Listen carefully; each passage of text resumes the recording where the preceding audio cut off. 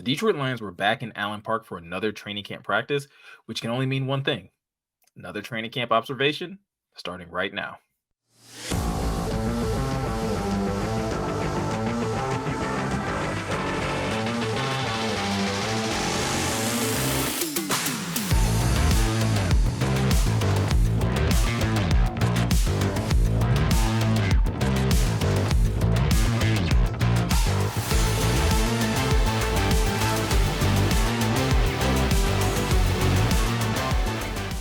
What's going on, Lions fans? Welcome to the Pride of Detroit YouTube channel. I'm Miko, and in today's video, we are once again going to be doing a training camp observation, breaking down the latest news, takeaways, and biggest observations to come out of Lions training camp this offseason. Now, the Lions are getting right back into the rhythm of practice after having their preseason win over the New York Giants this past Friday. And it's safe to say that there were a couple things that were shaken up and a couple adjustments made based off of some performances that we saw in the most recent preseason game. Now, one of the most noticeable adjustments in today's practice was the return of Frank Ragnow. And with Frank coming back, that meant Graham Glasgow no longer had to play center, which means the right guard position battle that we've been basically having throughout most of training camp was able to resume as he and Halapoli Vati were rotating first team reps. Now, Vitae was getting the first crack at working with the first team, but him and Graham were basically rotating out at various points throughout practice today. But the starting right guard position isn't the only place that we saw some movement and adjustments on the offensive line. When looking at the second team offensive line, we all know that Matt Nelson didn't have his best performance in the preseason game against the Giants.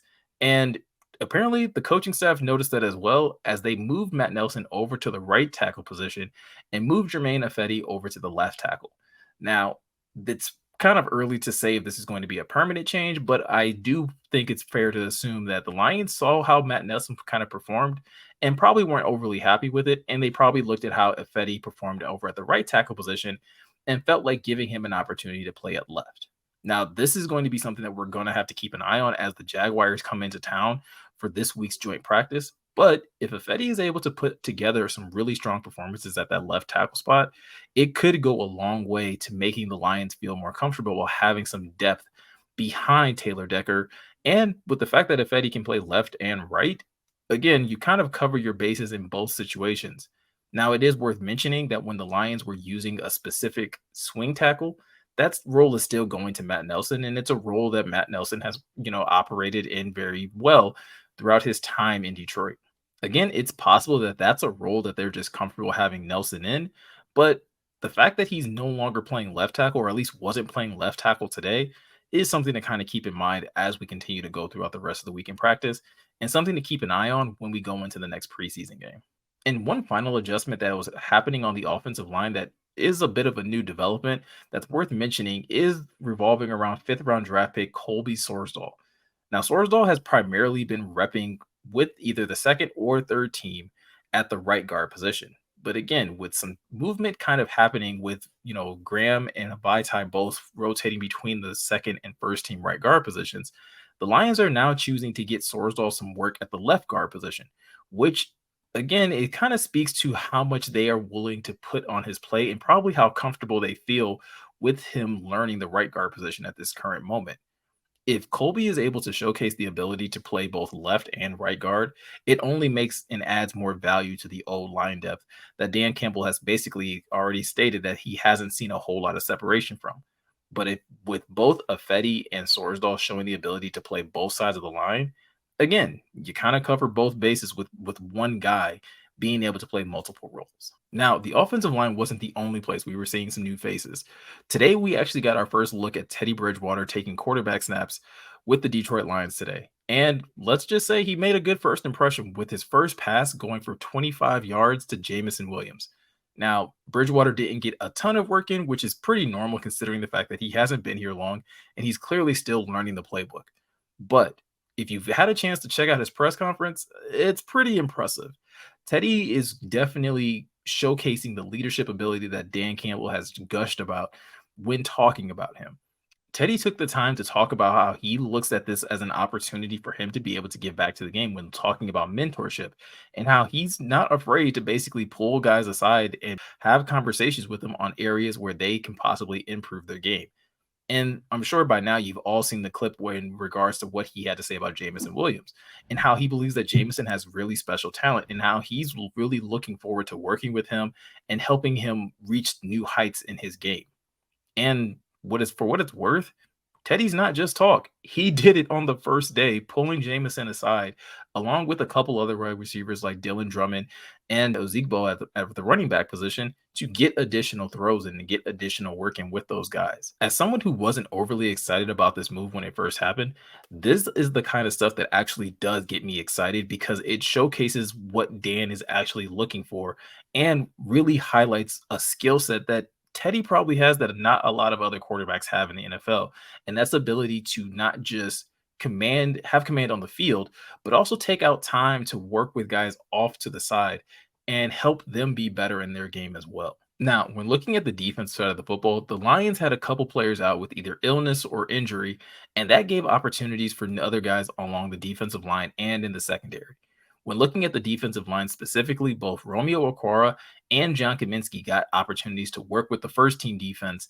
And seeing how they played in the preseason game against the Giants, it makes a lot of sense to see why they got those opportunities. Romeo generated a number of quarterback pressures when he had his opportunities against the Giants, and John Cominsky in his limited snap count was an absolute tear in both the run and pass game. Both of these guys are veteran players that the Lions really do like and can see them being utilized in their defense. And while John Cominsky doesn't have a lot to worry about, Romeo, it's still a little bit up in the air, especially considering the fact that his brother, Julian Okwara, also had a really good performance in the preseason game. And because of Aiden not being available and these two guys being elevated, Julian also got some opportunities to work with the second team defense. No matter how you slice it, though, these two guys getting opportunity and showcasing the depth that this Lions have on their defensive line is something that should be really encouraging to people. I know we all have our favorites as far as who we want to make the roster at the defensive end position. And listen, it'll all get sorted out in the next couple weeks.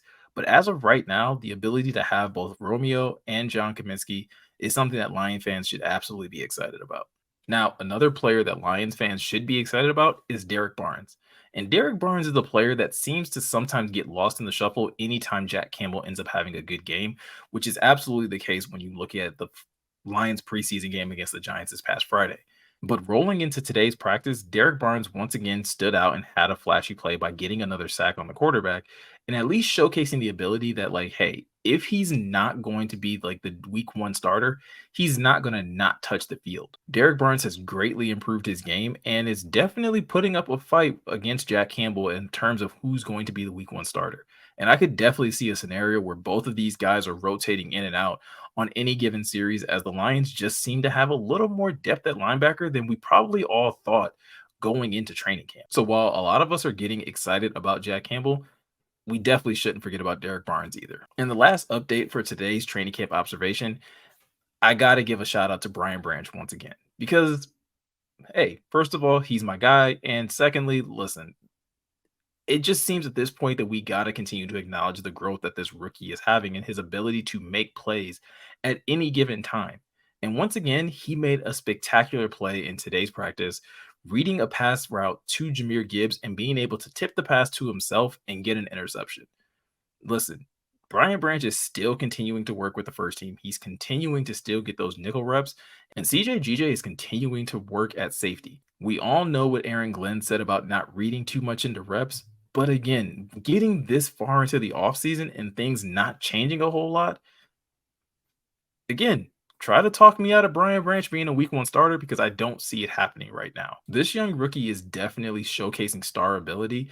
And with the type of secondary that the Lions have built and with the growth that the defensive line is showing so far, this rookie might be able to make some really impressive plays and not have the steep learning curve that has sometimes plagued most rookies. Again, it's early. Nobody wants to jump the boat too much, but Brian Branch is definitely a name to constantly keep your eye on because this guy, yeah, he's not going anywhere anytime soon. So with that said, everybody, that's going to do it for today's training camp observation. If you have any questions or if there's more information that you're looking for on today's training camp, be sure to head over to the Pride of Detroit website where you can find any of the latest articles or news or updates on the Lions going on right now. Also, if you're new to the Pride of Detroit YouTube channel, be sure to subscribe and be sure to hit that notification bell. That way you can be notified anytime we drop a new video going forward. Once again, everybody, I'm Miko here at Pride Detroit. Thanks for watching, and I'll catch you in the next one.